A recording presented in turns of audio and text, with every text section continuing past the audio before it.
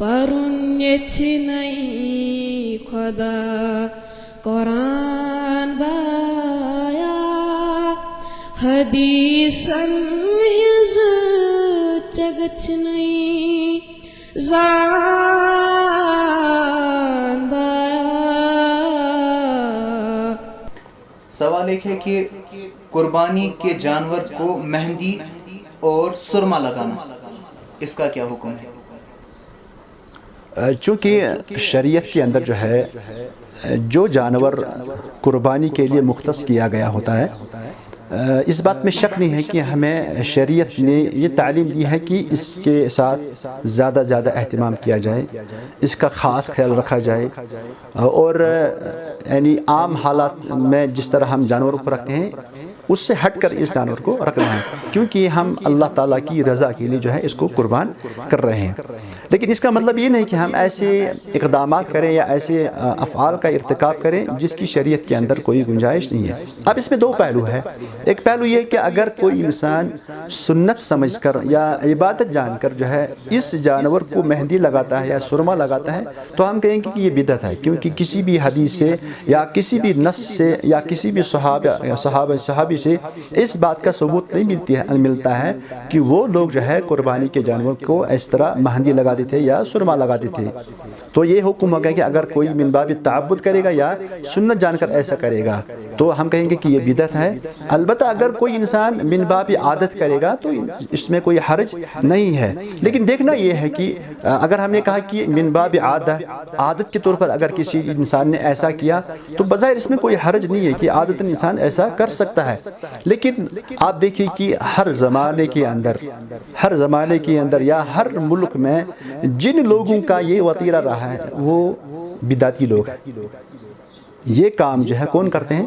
جو بدعتی لوگ ہیں، جو دین سے دور ہیں.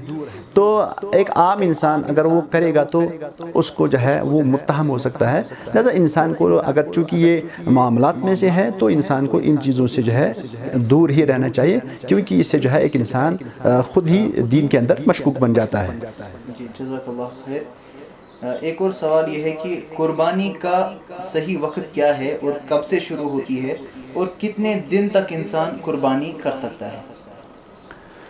قربانی کا صحیح وقت یہ ہے جب انسان عید کے دن، ایک ہوتا ہے کہ کوئی عیدگاہ کے اندر یا مسجد کے اندر جا کر نماز پڑھتا ہے، ظاہر سی بات ہے جو جس علاقے میں رہتا ہے وہ جب نماز پڑھ کر آئے گا تو نماز کے بعد ہی وہ اپنی قربانی کا جانور ذبح کرے گا. لیکن اگر کوئی انسان صحرا کے اندر رہتا ہے یا دور دیہات کے اندر رہتا ہے جہاں پہ اس کو عید نماز کا موقع نہیں ملتا ہے یا سفر کے اندر کوئی ہے، تو جو شرعی وقت جو ہے ذبح کرنے کا ہے وہ ہے کہ جب آفتاب جو ہے بلند ہو جائے، ایک نیزے کے برابر بلند ہو جائے، اور پھر اس کے بعد 2 رکعت پڑھنے کا جو وقت ہوتا ہے اور مختصر خطبہ، مان لیجئے 15 سے 20 منٹ یا آدھا گھنٹہ رک کر جو ہے انسان قربانی کر سکتا ہے.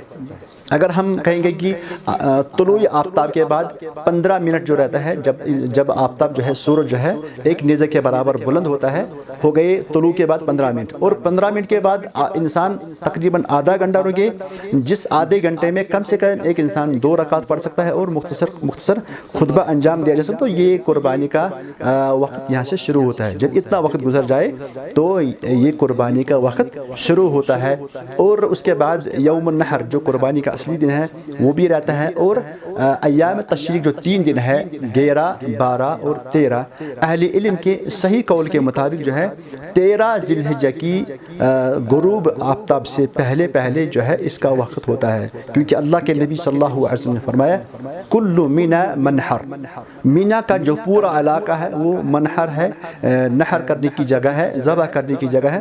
وہ کل ایام تشریق ذبح، اور پورے ایام تشریق جو 11 ہے 12 ہے 13 ہے، یہ تینوں دن جو ہے اللہ کے نبی صلی اللہ علیہ وسلم نے فرمایا یہ ذبح کے دن ہے. تو اس طرح سے انسان 4 دنوں کے اندر جو ہے ذبح کر سکتا ہے. یہ قربانی کا صحیح وقت ہے.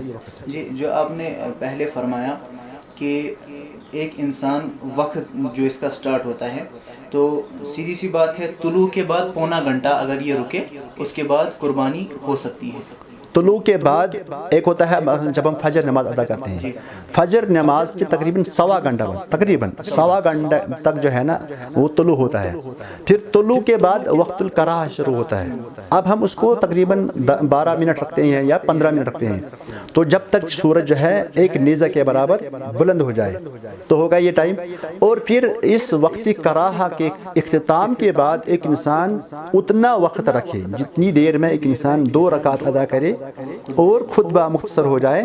تو جیسے عید کی نماز نارمل حالت میں ہوتی ہے تو اتنا وقت گزرنے کے بعد انسان جو ہے اپنی قربانی ذبح کر سکتا ہے.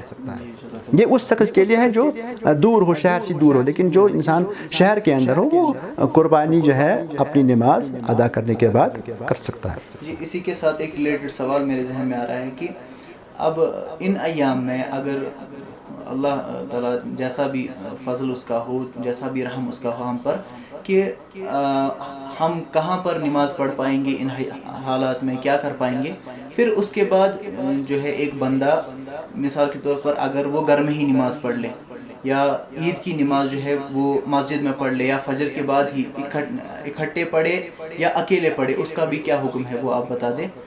عید کی نماز کا حکم جیسے کہ ہم نے عید الفطر میں اپنے اپنے گھروں میں نماز پڑھی، چونکہ اس وقت بھی جو حالات ہیں وہ بعینی ہی اسی طرح ہیں جیسے عید الفطر کے وقت ہے، حالانکہ حالات اس وقت اس سے ابتر ہیں.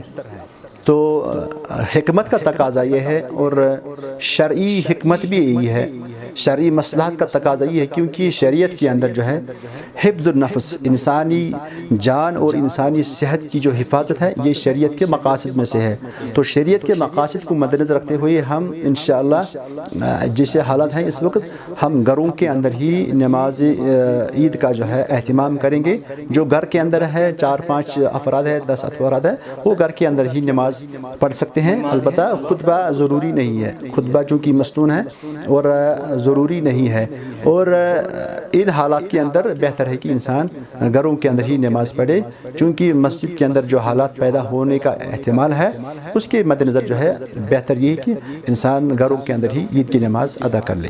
اسی کے ساتھ ایک اور ریلیٹڈ سوال آیا ہے کہ اگر ایک شخص مطلب جو کشمیر میں عام سنا جاتا ہے کہ صبح یا طلوع سے پہلے یا فجر کے بعد قربانی تک ہم کو روزہ رہنا ہوتا ہے، یہاں عام یہ ٹرم استعمال کی جاتی ہے، ممکنات میں سے ہے کہ آپ نے وہاں نہ سنا ہو، یہاں بولتے ہیں کہ روزہ رہنا ہے عید کے دن صبح جب تک انسان قربانی نہ کرے. اس کا کیا حکم ہے؟ دیکھیے ایک ہوتا ہے ایک انسان اپنے اوپر کوئی چیز لازم کرے. اگر ایک انسان اپنے اوپر کوئی چیز لازم کرتا ہے تو اس کے لیے دلیل چاہیے. اور جب ہم اللہ کے نبی صلی اللہ علیہ وسلم کی حیات مبارکہ کو دیکھتے ہیں تو ہمیشہ یہ کہا جاتا ہے کہ سنت یہ ہے، سنت ہے کہ اللہ کے نبی صلی اللہ علیہ وسلم کی سنت تھی کہ وہ عید الفطر کے وقت نماز کے لیے نکلنے سے پہلے کچھ کھجوریں کھاتے تھے. عید الفطر میں اللہ کے نبی صلی اللہ علیہ وسلم کی سنت تھی کہ وہ عید نماز نکلنے سے پہلے کچھ کھجوریں تناول کرتے تھے. اور عید الاضحیٰ کے دوران ان کا یہ سنت رہتا تھا، ان کا یہ طریقہ رہتا تھا، ان کی سنت یہ تھی کہ وہ کچھ کھائے بغیر جو ہے عیدگاہ جاتے تھے، پھر نماز کے بعد آ کر کچھ کھاتے تھے. یہ سنت ہے. اس کا مطلب یہ نہیں کہ ہم کہیں گے کہ نہیں جب تک انسان عید کی نماز نہ پڑھ لے تب تک اس کو روزہ رکھنا ہے، کیونکہ ہم نے روزہ کا جب تصور اپنے ذہن میں لائے تو نتیجہ یہ نکلتا ہے کہ تب تک اس کو کوئی چیز کھانی حرام ہے، کیونکہ روزہ میں انسان کوئی بھی چیز نہیں کھا سکتا ہے. اور اللہ کے نبی صلی اللہ علیہ وسلم نے عیدین کے دن عید الفطر اور عید الاضحیٰ میں جو ہے روزہ رکھنے سے جو ہے منع فرمائے، اور یہ تحریم کے درجے پر جاتا ہے. یعنی انسان اگر عید الاضحیٰ میں کسی بھی وقت کے لیے روزہ رکھے، روزے کی نیت سے کوئی چیز چھوڑے تو یہ حرام کے زمرے میں آ سکتا ہے. البتہ اللہ کے نبی صلی اللہ علیہ وسلم کی سنت تھی کہ وہ عید الاضحیٰ میں عیدگاہ نکلنے سے پہلے کچھ تناول نہیں کرتے تھے. یہ ان کی سنت ہے، جیسے سنن ترمذی میں ہے اور بخاری کے اندر جو ہے اللہ کے نبی صلی اللہ علیہ وسلم کی سنت تھی کہ وہ کان لا یغدو یوم الفطر جو ہے نا وہ تب تک عیدگاہ نہیں نکلتے تھے جب تک کشتا کھجورے کھاتے تھے. تو یہ ان کی سنت ہے. مقصد ہے یا سنت کا تعلق ہے تو انسان اگر چاہے تو وہ اللہ کے نبی صلی اللہ علیہ وسلم کی اس سنت پہ عمل کرے تو اس کو اجر ملے گا، اور اگر کوئی کھا کر جائے گا تو اس میں بھی انشاءاللہ کوئی حرج نہیں ہے.